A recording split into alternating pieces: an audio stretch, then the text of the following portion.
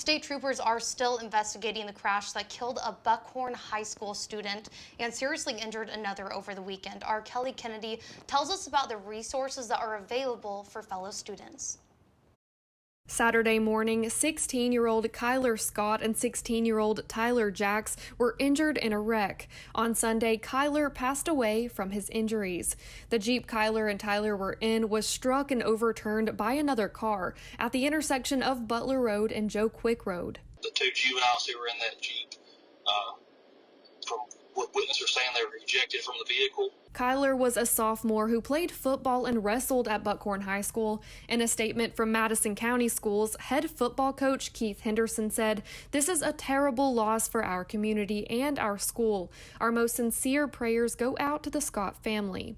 Tyler Jacks is also a football player at Buckhorn. Even though schools are closed, Madison County Schools is encouraging their students to reach out to their counselors if they need help. They can talk over email, over the phone, or on GroupMe. A lot of times it's hard for teens to kind of process what they're going through.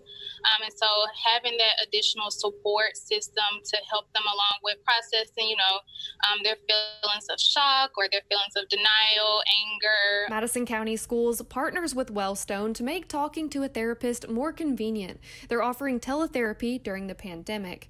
For other grief support, students and teachers can reach out to the Caring House. It's a grief support group that helps clients or students or anyone, actually, families, process the grief, and it gives them that extra support. For more information about these resources, head to rocketcitynow.com. Putting the Valley first, Kelly Kennedy, WZDX News.